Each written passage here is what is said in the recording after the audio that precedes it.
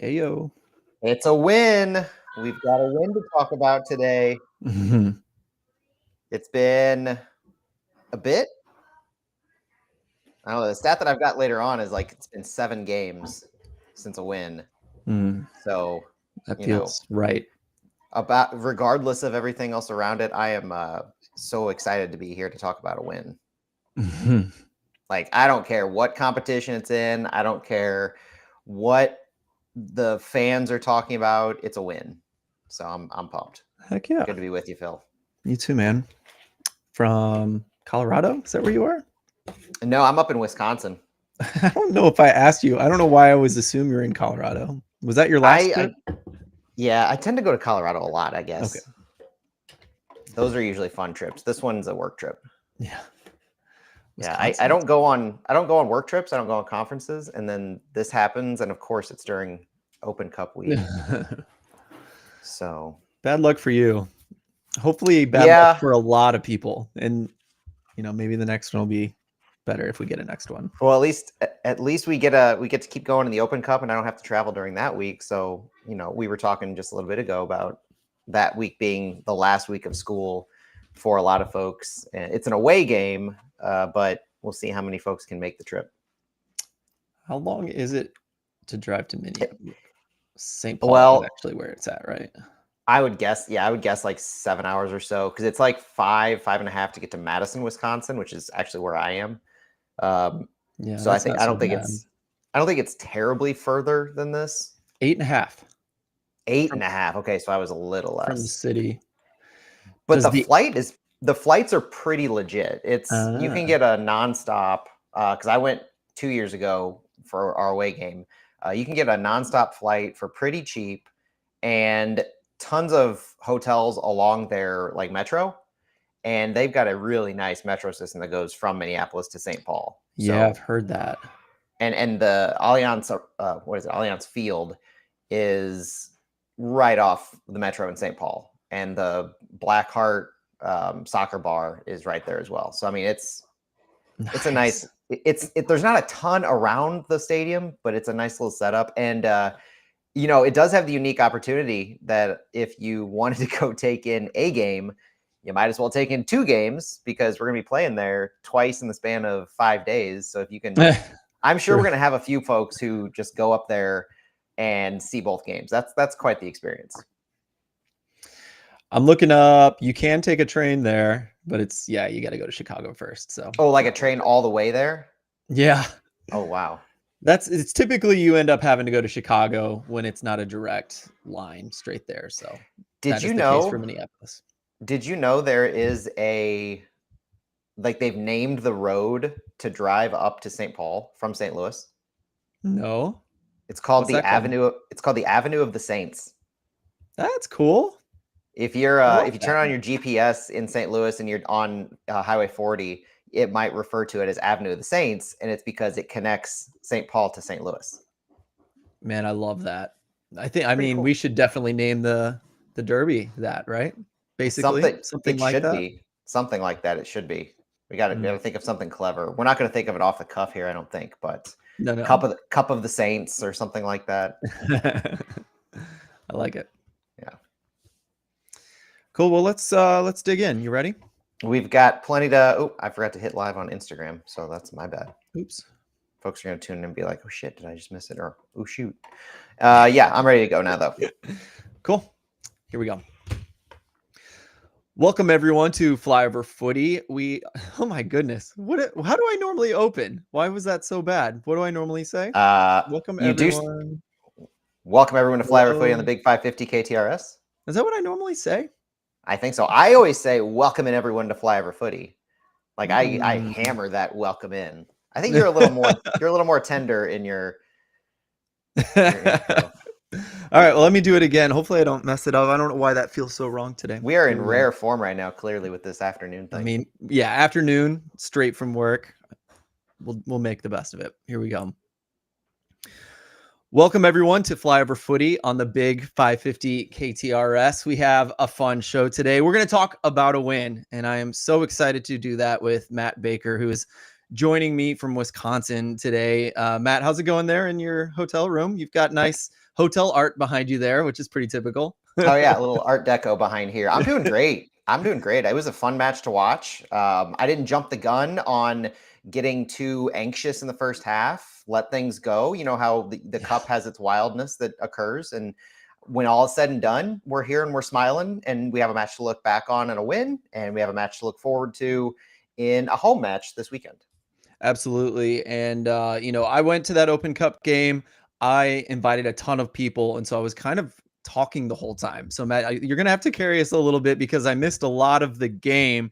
But especially you got to watch it live, which is always a little bit easier to read that kind of stuff. But Yeah. I'm still happy with how a lot of the players played. And I keep saying things like, I like the bad games because I think there's more to learn. We got a lot more attacking out of this game. We got to see our boys attack most of the game, and that's Mhm. very unusual for this crew. So I'm going to reverse my statement and say I think out of this win, we've learned quite a bit about what our players can do in the attack. Yeah, and it was, I'll have no problem doing whatever you need me to do here, Phil, because I actually wrote an article for this game for the Mhm. cup.us. They were kind enough to reach out and ask, because they have volunteer coverages for all of their matches. It's a volunteer organization that does the best job covering the US Open Cup. So if you haven't already checked them out, the cup.us for all match recaps, all coverage, even if we're not in the competition at some point, they're fantastic. Yep. But that said, yes, this was a really good match to know a lot about the players. We hadn't had a lot to see, but also it was kind of that, okay, we can do well on the ball. We can possess the ball in the final third. We can get shots off. This was, I would say, at the very least, kind of a leveling game to understand we can do this against a third division opponent who is typically at the elite levels of the third division. They've got two championships under their belt in their 6-year franchise career. Though this year they haven't been off to a great start, but perennially they are a good team. And so this was kind of that opportunity you need for a reset in a lot of ways, where we're on a 7-match winless streak that we'll touch on in a little while when we look at San Diego. But we saw some guys we hadn't had a chance to see, and Joey Zielinski, Mekhi Joyner got his first start. We saw some positioning changes with Timo Baumgartel at right center back, Josh Yarrow at central center back. So Mhm. this lineup that really consisted of a pretty strong lineup. You had Ben Lundt in goal. You had Kyle Hebert, Josh Yarrow, and Timo Baumgartel as that 3-man back line. Mekhi Joyner is the left wing back. Joey Zielinski, the right wing back. Tomas Ostrak, Alfredo Morales, the central mids. Salio, Simon Betcher, and Jean de Silva up front. It provided a lot of interesting looks. And I think we did a good job overall in progressing the ball and connecting our lines. Frustrating at the beginning to not get a whole lot of shots on target that were really dangerous, because Mhm. we, in the first half, we led 10-3 in shots. We had 4-0 in shots on target, but the XG wasn't massive. A lot of them weren't too dangerous for the Omaha keeper to stop. Was there an But XG? I couldn't find it. What did you come I, up with? I don't think they actually published one, but I Yeah, could I didn't just think tell you so. right now, it wasn't high from the eye test. The most dangerous type of shots were Salio with his cutbacks that were, I mean, they were at a pretty rough angle and directly on goal. So they Mhm. didn't have a whole lot of bite to them. The keeper didn't have to do a whole lot to protect. But we were doing more offensively. We had more possession. We had, I think it was 66% possession in the first half, which is Mhm. unheard of for a St. Louis side. So this was that leveling stick of being able to see we can do the things Olaf wants us to do. Maybe it's just the fact that we need the confidence to do it against this Omaha side in order to carry it forward and say, we know we can do it at this point. Now we just have to, we have to trust ourselves and take these opportunities, take these chances, and just play better mentally against MLS competition. So this was fantastic to see against Omaha. I agree. And, I wanted to talk a little bit about the lineup because we didn't really get to things changed, right? What we were Yeah. projecting in our last episode, we at the end of the Fallout, we projected a lineup. And I completely agreed with yours, Matt. And then as we kind of listened to the pre-match presser and started thinking more about who got minutes in the City 2 game, how many Yeah. people got subbed out for some reason in the City game previous, I think we started thinking, oh, I think they're not going to rotate quite as much as we were Mhm. initially projecting. So I thought that was very interesting. I was happy with this lineup because I felt like it showed like City cares about this. this tournament. They want to win, right? They're not just gonna throw this one in the trash so they can focus on the main league. Like a run in the Open Cup could be something very special for this team, much needed morale boost. And as much as attendance didn't quite show up the way we hoped it would in this game, I still think St. Louis cares about this tournament. So, which maybe we can talk about at the end or maybe not. But I thought this lineup was good. A lot of veteran experience in this lineup, a lot of quality in this lineup, and nice that we got in Zielinski and Joyner as well. Was it weird to see Yarrow in the middle and Baumgartel on the right? That was the only thing that weirded me out about it. I've wanted to see Baumgartel as a wide center back for a while now, because in this system, our wide center backs are the ones who progress the ball. They're the ones that are asked to play with the ball at their feet. Giannis Horn did that in the second half. He's been doing it in MLS play on the left side. It's one of the reasons why he's so valuable on that left center back side, because of what he can do with the ball at his feet and his willingness to take space, because our center backs are given a lot of space, especially recently. And Timo Baumgartel has that capability to do that on the right side. So I see that as potentially, if we had everybody healthy, Baumgartel would be our right center back to start, right alongside Kessler and probably Giannis Horn. And that is my ideal center back trio. So I loved seeing Timo Baumgartel there. Josh Yarrow, I'm fine seeing him where he was. Josh Yarrow to me is like a step above a journeyman type of a thing, where he can slot in at a few different defensive center back roles, especially. And as long as you don't ask him to do too much, he can do things well. And I don't think we asked him to do too much because we weren't pressured a lot, especially with transition opportunities from Omaha. We did a good job in keeping numbers when they had the ball, in preventing them from getting these line breaking runs and just being off to the races with our center backs. So Josh Yarrow stayed within himself, and he had himself a good game. It was more about seeing where Timo was, because that's the more exciting thing for me. And I think that has MLS ramifications down the line. Yeah, I also have been wanting to see more Baumgartel, and not necessarily for progressing the ball. I just love how he disrupts the midfield better than any center back we have. I do think Hebert, when he plays center back, is also good at that. So, whether it's Horn or Baumgartel or Hebert, I would love to see them get more minutes at that position. And I do think we even heard kind of a quote from Kessler that I think he's kind of jealous of the outside center backs that they get to play the ball a little bit more. So I think you're dead on nailing that down, that those guys get on the ball a little bit more and progress the ball. But again, since Zielinski and Joyner were playing wingback roles from the start, it was nice to see Hebert in his more comfortable center back role. And I thought he did a great job. Yeah, and he was progressing the ball pretty well on the left side. There were times, especially in the first half, where he would be in a midfield role. He really kind of wanted to get back into that wingback type positioning at times, it seemed, because he was progressing the ball quite a bit and skipping the midfield line when he was making his passes, going directly to the forwards. And that was fun to see. So Kyle Hebert showing a little bit more confidence in his movements on the field against this level of opposition. If only he could take that care, take that mindset of moving the ball forward and carry that in MLS play, because that's really what has been missing from Kyle Hebert, especially on his wingback role, is he receives the ball, and then as he doesn't have the quality and the skill to go 1v1 against the defender in space, really. And so instead of looking for maybe a pass where you could say it's like a 70% completion chance, he'll dump the ball back to the center backs and restart. That's why we don't really get the progression we want when Hebert's in a wingback role, because he doesn't take those opportunities to try and find a better pass other than dumping it back to a center back. And he doesn't really have the quality to go 1v1 in the wide spaces in the attack with the ball.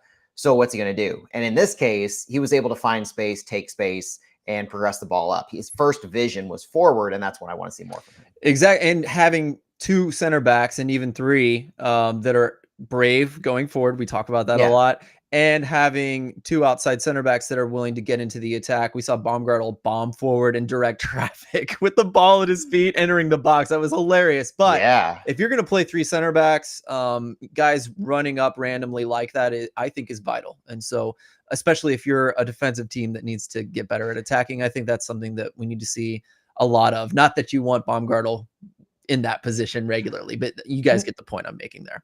No, but it opens things up too. And the most important thing, if you're going to have a Baumgartel, a Hebert, a Giannis Horn make those kinds of moves and make those progressions, the other players on the field have to know what their jobs are. And so if Baumgartel's bombing forward and getting into the box, Alfredo Morales or Edu Leuven, as it would be, has to know that their job is to drop back a little bit further. You're Sure. not just an outlet as an attacker in the box, but if we're possessing the ball in that sense, you have to make sure that you're taking over that role, covering the space that Baumgartel just left. And Alfredo Morales was doing a pretty good job of that. I was watching the off the ball movement, and that's one of the things I really liked. And I didn't think we were doing a good job of off the ball movement in the first half in progression, but I did like that midfield role, or the midfield off the ball movement that Morales was doing when you had those center backs bomb forward.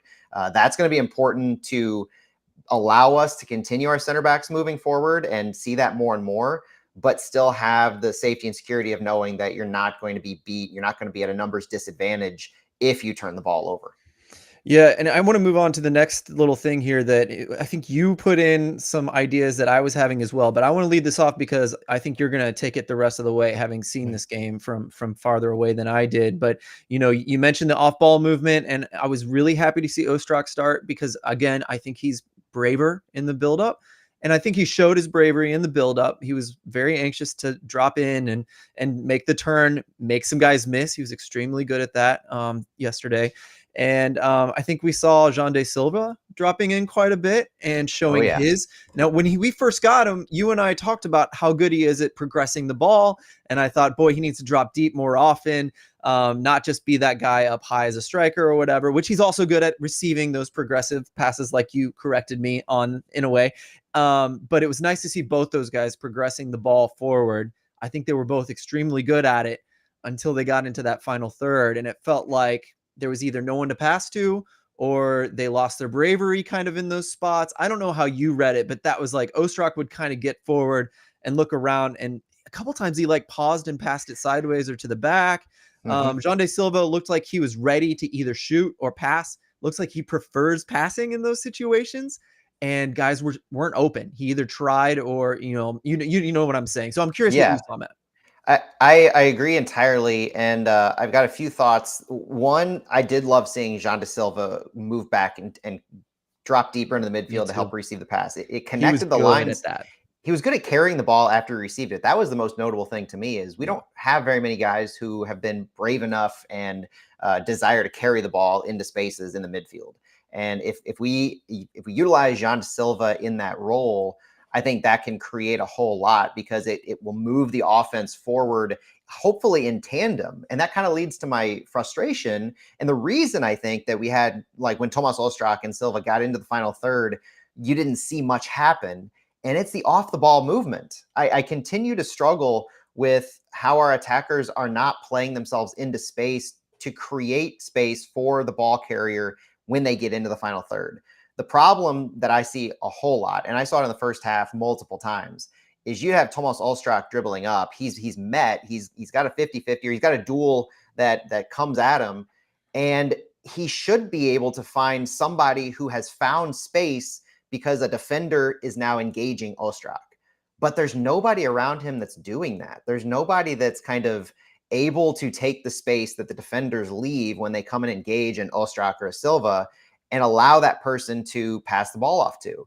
It's almost like the players really don't know what to expect when they have the ball at their feet in okay, this is where my teammates should be. If I'm progressing this up in the right channel, if I get into the final third, I know what the winger next to me is going to be doing, or I know where the forward in front of me is going to be in this circumstance. It's almost like wargaming it, where you have to know the scenarios of where you're going to be moving the ball and where your options A, B, and C are going to be.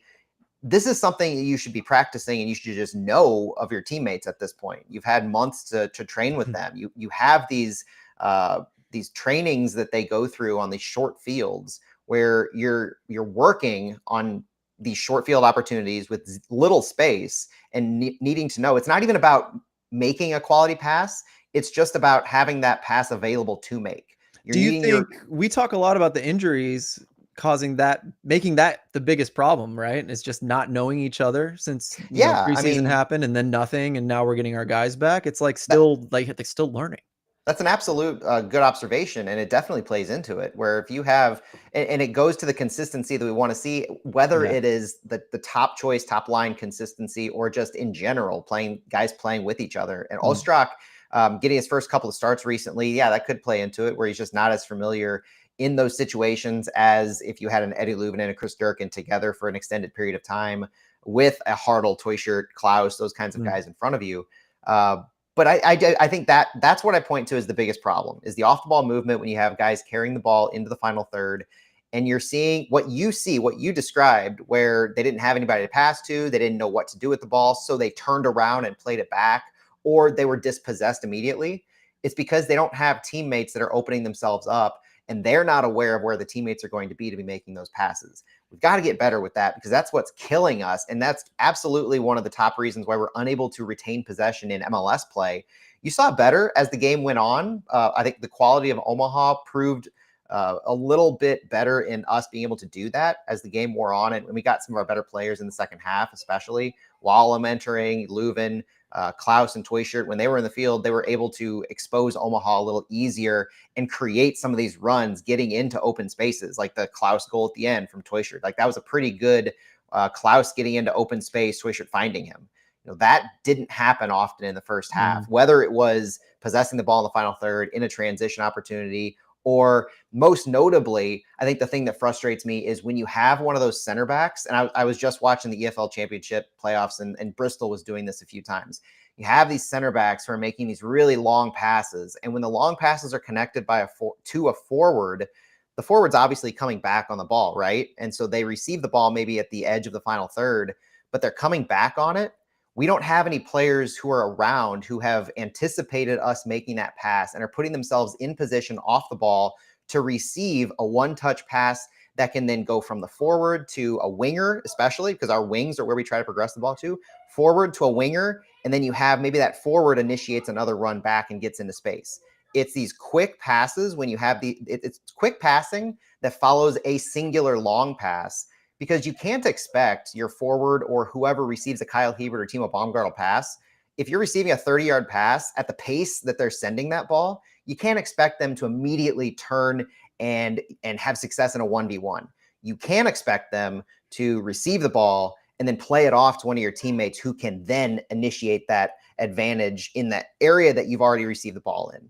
We didn't do that well, and I want to see us doing better at that, because if we're going to use these long passes from our center backs, or even have our center backs progress the ball and do better at that, then we have to do better at these other areas. You're listening to Flyover Footy on the Big 550 KTRS. Thank you for joining us as we talk about the Open Cup game against Union Omaha. Stick with us. We will finish up this episode talking about a preview for San Diego FC as they come to St. Louis this Saturday. But a little bit more here, just a little bit more before we move on, Matt. You mentioned a few things about players coming in at the right time and figuring out some of the attacking things that need to improve. And, one thing I do think is, you mentioned this, is that they weren't kicking as many long balls. And so I do think when Klaus is on the field, he usually does have someone running off of him when we're just lumping the ball forward. At least one player, hopefully a second on the way or nearby as well. And just that was not the plan last night. And with Simon Betcher, I think that makes total sense, right? He wants to have the ball at his feet moving forward. So I think the way we were progressing the ball was different, but something I enjoyed. But the main point I'm trying to make here is we don't normally get, like I said at the beginning, we don't normally get to see these guys attack, get so many chances in the final third. And I honestly think this was probably good practice. I mean, how many times have these guys gotten to just try? I think it was John De Silva had 3 opportunities in the final third, almost in the box, where he got to kind of choose and try 3-4 different options on how to score that goal or get that assist. And so I think that was really good. It was good to play a team lower than you so that you got those attacking reps against a pretty good defense. So that was nice to see, and I'm glad we got those reps, but I also think it showed us that progressing the ball is something we're getting better at. And I think finishing and providing assists is something that we have a lot of work to do. Now, I will say lastly, that once Toyshirt came on, and Leuven especially, honestly, the buildup got better with Leuven. It was almost like they weren't even trying. Like, we lubricated the machine, and all of a sudden it works better than it's ever worked. But when Toyshirt came on, we saw these high salary players doing what they should be doing to a team 2 divisions lower than us. So that was nice to see. It was nice to see how not difficult at all it was for Toy Shirt to find Klaus in that situation you mentioned. I love to see it. And I hope it's, again, maybe reps to see if we can start doing this against MLS level. It's totally different, but I don't know how you thought about that situation. It was a scary game for a while, but I think we were in control. Only a couple chances. I think both teams were like, okay, this is fine for an Open Cup game. We saw the first cup set with NYCFC and Pittsburgh. So we didn't get stuck in that thing, even though there were a couple opportunities that could have given us a heck of a lot of trouble and were scary. Mostly took care of this the way that it should be taken care of in an Open Cup game. I've seen much worse from St. Louis teams. So I don't know. What did you think about all of that, Matt? We kept a strong enough lineup, but it wasn't our top tier lineup I know that the Open Cup has some wonky dynamics to it. So I wasn't concerned with us going into halftime scoreless. It was frustrating to not finish, like you said, but I thought we were doing enough in progression, enough getting the ball into the final third, having enough touches, because we, at that point at halftime, we had already gotten up to 12 touches in the opposition box. And honestly, I think that was maybe more than we had gotten in the last game against Seattle in its entirety. And so that was heartening. We had more passes in the final third, more passes in the opposition half than we usually did at that point. So obviously the things were working better without our top quality players. So once Alfredo Morales, the injury happened and he went down, you bring on Conrad Wallem at the end of the first half. You get the quality of Wallem in his build-up play in the midfield because he took over in the midfield role. Yeah. And then in the second half, you do bring on a few more changes. When Leuven comes in at half for Ostrak, I hope Ostrak's okay because it's the second time he's leaving, and Melberg has made a comment about a muscle type issue. A little tight in the groin is what he referred to for Tomas Ostrak when he left. Hopefully it's just caution and they're managing that okay. But Leuven on, Wallem on, and then you bring on you bring on Cedric Toyshirt for Jean de Silva after I think that was right before the goal. And so bringing on those kinds of players, that does give you extra quality in the buildup and it gives you extra danger. And so those players, once Zielinski scored his goal, which was just, we got to give the flowers to Joey Zielinski for a lot of things. So pausing the whole, progressing buildup and getting better opportunities. I think Joey Zielinski deserves all the credit in the world for this one. And I loved seeing him post game and how excited he was for this. His first start for City, his first professional goal. He was on cloud 9 post game, and he had a few opportunities himself at that right wing back role. We weren't trying to progress the ball through him a whole lot, but he did have, I think, 3 shots. And Klaus even mentioned he had a couple opportunities before the goal. And so the players are giving them credit. Players are seeing what's going on here. And for Zielinski to be able to take that ball that was bouncing around after the free kick and after the corner, I think it was, and get the touch on it necessary and the timing necessary to send that ball with enough power past the Omaha keeper was a fantastic goal. This was one of those cup magic type moments that you're going to look back on and say, this was exactly what we wanted to see, not just from Zielinski, but from St. Louis. This is quite the story. And it was only just a piece of this all, because after that, you still had the quality buildup. You look at the stats when all is said and done, and St. Louis out-touched Omaha in the opposition box 30-13, which it's not just you want to see this against a lower level opponent. For St. Louis, you want to see it against anything. You just want to know St. Louis has this in them. Yeah. And we saw better passing in the opposition half. We saw more possession overall. Ended the game with 62% possession, which is way more than we want. And I think that's more akin to what Olaf would like us to do. We just haven't shown the propensity to have the quality on the ball that he needs for us to retain that kind of possession and then still have meaningful opportunities, not just keeping possession for possession's sake, because that doesn't help anybody. When we're taking and translating that 62% possession into 24 shots and 10 shots on target, that's meaningful. That's how you want to translate possession into dangerous opportunities. And the Klaus goal, that was a perfect chance where Toysher just found him in the right space. Klaus knew where he needed to be. And that's where you're seeing that elevation in quality. So whereas in the first half, we were struggling to find spaces off the ball, we were having guys like Salio take shots where he was trying to do everything himself. In the second half, you started to see better buildup. Giannis Horn led this as well. So you saw an increase in our quality, and you saw just that next gear that St. Louis found in successful buildup. And that's what I want these players, like you said, practice, training, an opportunity against lower league opponent. you need to have success in what you're intending to do against this type of opponent to be able to carry it forward. And that's what St. Louis did. And that's why I'm kind of excited about what they are potentially going to be carrying into San Diego. I am cautiously excited, but I am excited nonetheless because we are getting those upgraded players coming in here soon, and so that's kind of been what I've been hanging my hat on. Is I think this system can work. I think this team can go somewhere with what we have. In fact, I think they should be able to. I think a coach Yeah. should be able to get success out of this lineup once everyone's healthy. So that's something that I think will happen, and am hopeful for. Matt, anything else about the Open Cup game before we go on to STFC? Well, the last thing is that we're moving on to the round of 16 for the first time in club history. Thank you. This is the first time we've made it. Last time we were in the Open Cup, we exited round of 32 against Chicago Fire.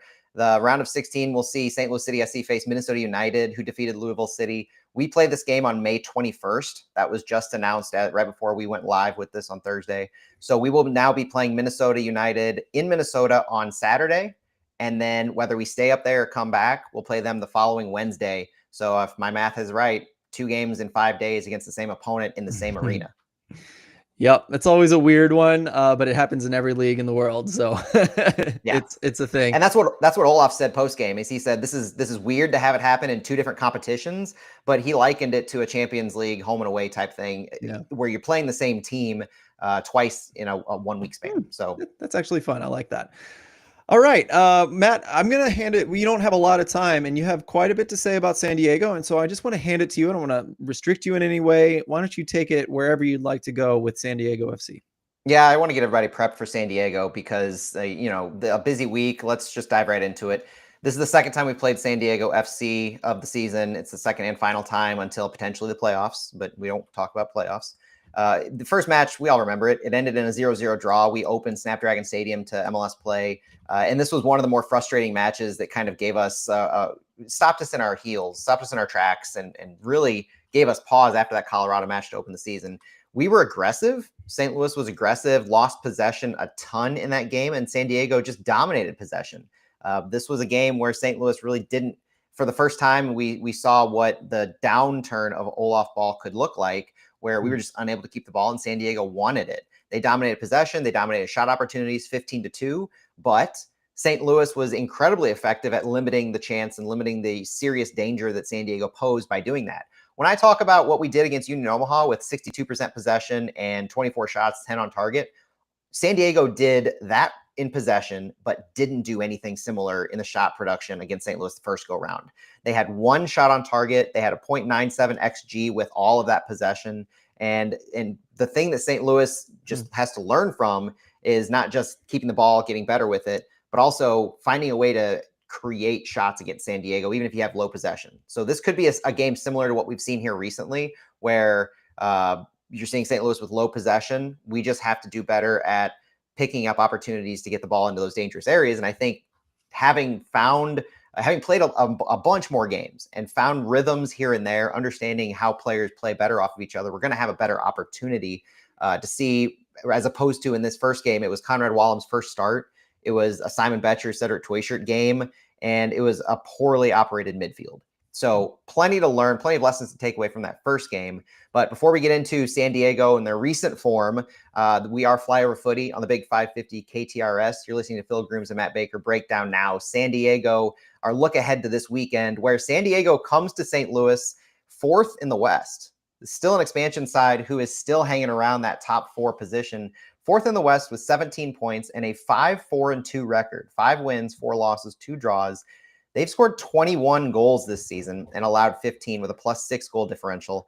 Their last 3, they've just ended a 3-game losing streak, and they ended it in spectacular fashion last week. A 5-0 win over Dallas at home. Before that, they had 3 straight losses, including a 3-1 loss at home to RSL and a 3-0 loss away to Charlotte. There's some notable trends to San Diego here in the recent past and as a season. As we enter match week, what are we on, Phil? Match week 13, 12. I'm losing track. I wish I was better at helping you with that kind of stuff, but no, I don't know. This San Diego team is a goal-scoring team. Only 2 teams have more goals scored than San Diego at 21. Vancouver has 22 and San Jose has 24. So this is an explosive team. In 4 of their 5 wins, San Diego scored 3 goals. They haven't scored less than 2 goals in any of their wins. So if they're going to win, they're going to score buckets of goals. And they've only been held scoreless 2 times out of 11 games. So I guess if I kept reading my notes, I'd answer that we're on match week 12. Thanks. St. Louis and Charlotte are the only 2 teams that have held San Diego scoreless. Charlotte was 3 weeks ago. St. Louis was about 9 weeks ago. On their goals allowed, though, San Diego is average or just below average in goals allowed with 15. So they're not doing a fantastic job in shoring up their defense, whereas St. Louis, for the majority of games, save that Seattle game, they've been doing a really good job defensively. The San Diego team is just very potent in their attack, and they're pretty healthy. They only had 2 players listed on the availability report for last week, and only one who has any meaning to really in their play. Striker Marcus Ingvarsson, who has played 90 minutes in their first 3 games, has 1 goal this season, but he's been missing for a few weeks, and he's going to miss this next game. Andres Reyes, the center back who hasn't really played a role this year, is their other injury. Both have been out, and both will be out. But the big storyline for San Diego coming into this game is Chucky Lozano, is San Diego's offense. This past week, that 5-0 win against Dallas was a massive bounce back for a team that was struggling to the wheels were starting to come off the ship, having lost 3 in a row, and you could see easily how San Diego could continue this downturn and just spoil their opening start to the season. But instead, they bounced back in spectacular fashion. Chucky Lozano had 2 goals and 2 assists as San Diego produced their most lopsided victory to date. Lozano opened with a brace inside the first half an hour, becoming the 5th MLS player in history to produce at least 4 goals and 4 assists in his first 8 games with an expansion club during their debut season. He earned player of the match day last week as a result. During this game, Lozano also had assists on goals by Andres Dreyer and Ani Valakari. He became the 4th player in league history to accumulate 2 goals and 2 assists in a single match for an expansion side in that inaugural season. And his fellow Mexican former international Carlos Vela was the most recent to do so. So kind of elite company that Lozano's stepping into as an elite player. Lozano, like I mentioned, player of the match day this past week.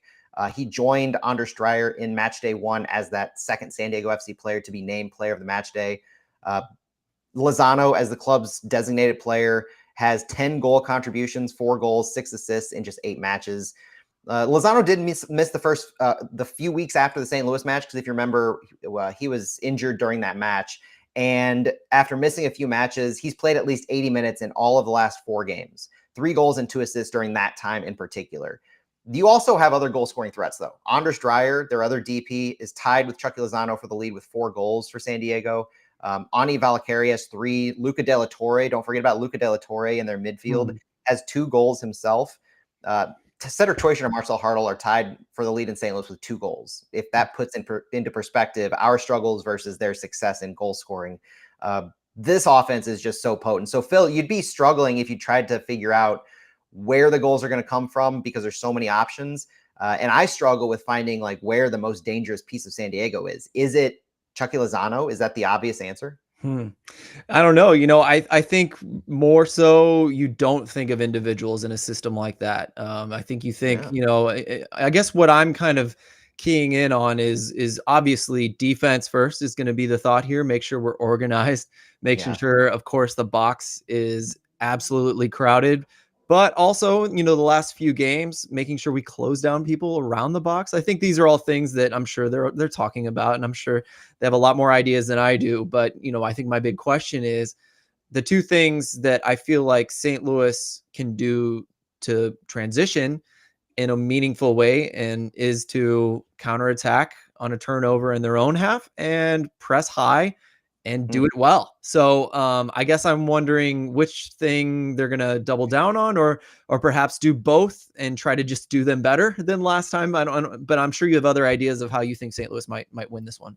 Well, I mean, I would like to say St. Louis can win this one. I think they do. I've got that as my score line. But San Diego just does so many things well. They are good on the counterattack, which we saw in our opening match, where they don't just possess everything, but they're good at getting the ball into the final third off of the counters.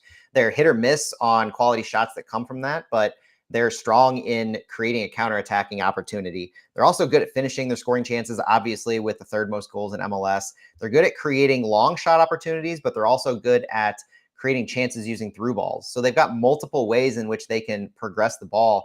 And their passing stats in MLS are kind of wild. I mean, we talked when we first played this team, if you remember, about how their sporting director had talked all this game about wanting to play with the ball, wanting to connect passes. And we kind of scoffed at him, thinking there's no way an expansion side can have success at doing this. But they have. They not only lead all of MLS with a 58.4% average possession per game, but they are successful in putting the ball into dangerous areas, if not creating an overwhelming number of shot opportunities with that possession.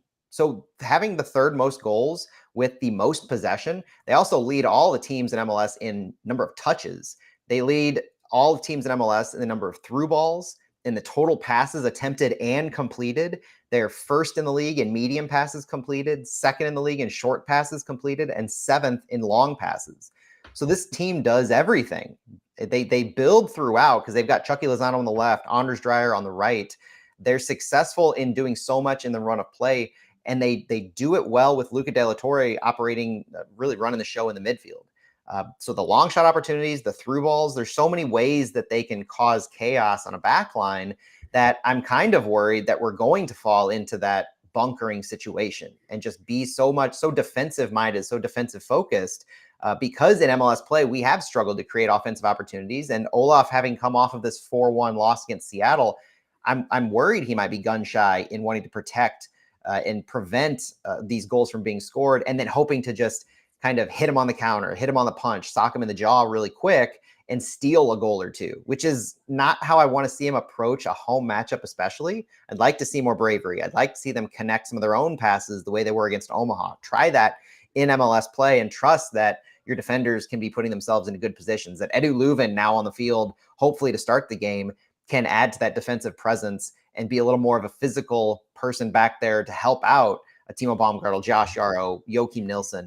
I think that we are going to play defensive first, but San Diego is also fairly weak at defending counterattacks, defending against through balls, defending against long balls. They open themselves up at times because they possess so much and they put numbers high to own that possession, that they are a little bit weak at counterattack. So there is an opportunity here if St. Louis has their best 11 out there that we know they can, with probably Klaus, Teuscher, Hartl, maybe Salio, maybe Silva, but getting Edu Leuven out there in the midfield. So you've lost Morales. He's probably going to be out this weekend, but you're getting players returning. And to that point on St. Louis, pivoting and looking at what St. Louis can do.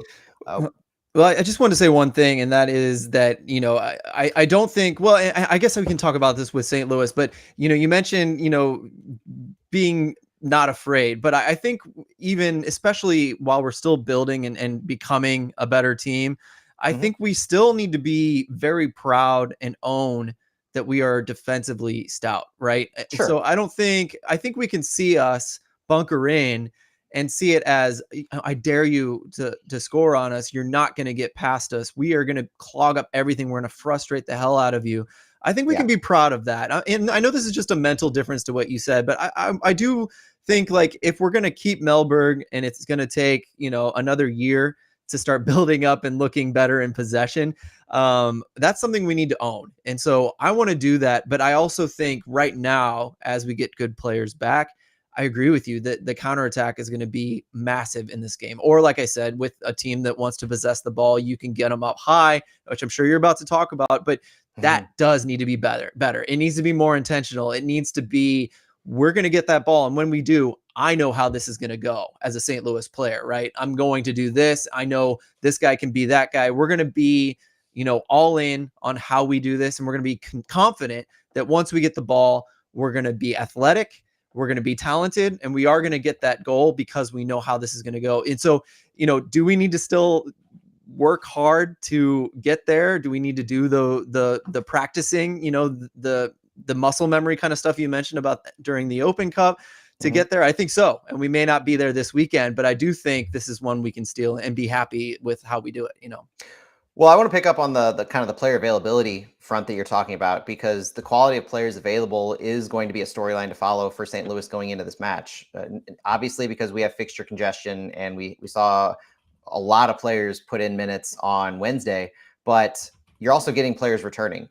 most notable to them is that Roman Berkey may be available for this game. He was said by Olaf Melberg post-game of the Union Omaha that he's fully cleared and he's returning to full training. So will there be enough time? Probably 2 training days in between the matches. Will there be enough time for Berkey to train what he needs to do and for the staff to feel comfortable throwing him in?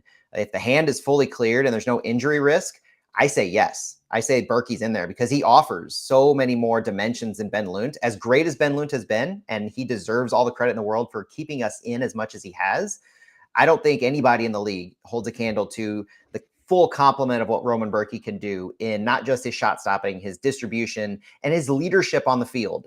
I've talked to multiple places this week about the importance of player leadership on the field and how it feels like it just feels like it's lacking. And we point to the post game where the players aren't coming over to fans as a whole, as a collective anymore, home or away, and what that could mean. And Roman Berkey's leadership on the field just seems like that's an intrinsic part of it. And so what Berkey can tell the back line, what he can inform them to, Berkey's return will be huge.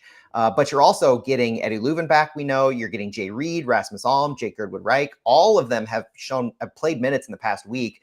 Jay Reed and Jake Girdwood Reich started for City 2 last week. Eddie Leuven is now up to 45. Rasmus Alm subbed in for City 2 at the end of last game. So you're getting guys, this can now be your bench at the very least. And so you're getting those extra quality, extra talented players that we have been looking forward to. So having them return, I think, just enables us to be doing some of the extra things that you mentioned, Phil, where, yeah, we might still see Kyle Hebert in at right wing back because I'm not sold on Joey Zielinski yet to get a full, huge run out. I don't think you go from this awesome man of the match performance against Union Omaha to immediately starting the next week. I look for Zielinski to get opportunities in the next 3 games against San Diego and SKC in the midweek match, maybe get 15, 20 in. He's now a viable option off the bench. You can put him in that right wing back role and you know a little bit more about what you're going to get.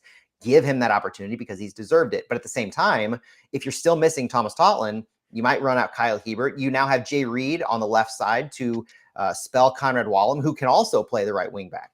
More things open with all these players returning.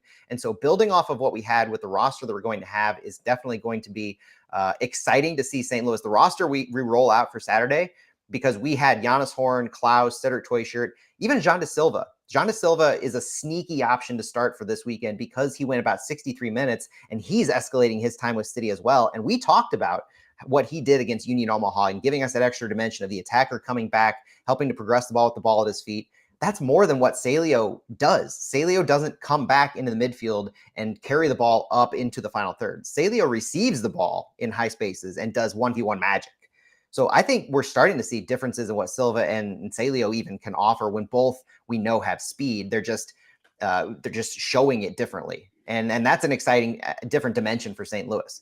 But there's a lot of questions going into this weekend before we get into our lineup. I mean, Timo Baumgartel 1v1 against Chucky Lozano. Are Klaus and Toyshirt the best upfront duo that we can run out for this? Do we want to see or can we see the momentum from a Union Omaha build? I mean, there's a lot of storylines to follow with the health and availability of the players returning. We are Flyover Footy on the Big 550 KTRS. Matt, let's go right into it. You mentioned a bunch of players there as if it was going to be your starting lineup. Let's hear what your official projection will be. I am going with Roman Berkey in net. If he's clear, he's playing in my book. I've got Giannis Horn, Joachim Nilsson, and Timo Baumgartel as my back line. I'm not saying Timo Baumgartel, the only thing stopping him is if he's not able to regen from 90 minutes this week. Giannis Horn, Joachim Nilsson, Timo Baumgartel. I've got Conrad Wallem, Marcel Hartl, Eddie Leuven, and Kyle Hebert as my wingbacks in midfield. I've got John Da Silva in my starting lineup with Klaus and Cedric Toyshirt. I saw enough from Silva, and as long as he can bounce back after going 63, I want to see what that extra dimension looks like, bringing him back. And I think he could be exciting to see connect with Marcel Hartl, Conrad Wallem in that attack. There's a lot that I like in that extra piece he offers. What was who's next to Leuven, did you say? Oh, I've got Silva, Klaus, and Leuven up front. So 3-4-3 basically with Horn, Nilsson, Baumgartel, Wallem, Hartl, Leuven, Hebert, Silva, Klaus, and Toysher. So Hartle at the 8, that's tough for me. That's tough for me, but I see why you did it. And I don't know how much choice we have if you want to put someone like Silva on the field. Well, I but think I would take out Silva and put in Ostrak again next to Leuven, in my I just don't opinion. know if he's healthy. That's the question mark. If Yeah, he's that's fair. healthy, I'm with you. I Yeah. like that, but having come out at halftime and Olaf mentioning a groin, Yep. that makes me not want to project him to start. Yeah, but honestly, if he starts and you hook him out at the half or even early on 50 something minute, that would be interesting for me. But Ostrak and sounds Leuven like there in the midfield with Hartle up top. yeah, sounds like we don't Okay. disagree in any way. It's just a Nah. matter of health. So I love that. That's on point for us, Matt. Predict the score. Let's do it real quick and then we're out. I've got a 2-1 prediction, and Vegas actually likes us as a little bit of a favorite in this one. It's the home side getting the advantage in MLS, but I like St. Louis for a 2-1 win. I will say 2-1 win as well. I have a good feeling, even if it's not a win this week, I do feel like this is the beginning of the build to something special. So for me, this is when we start clawing back and looking like the team we were meant to be, that hopefully we see by the end of the season. So Yep. thank you for joining us on Flyover Footy, where you're listening to us on the big 550 KTRS. Game is Saturday. This is I finally wrote this down and I can say it with confidence. Saturday at 7:30 at Energizer Stadium. We hope to see you there. Enjoy the game either way. Bye, everybody.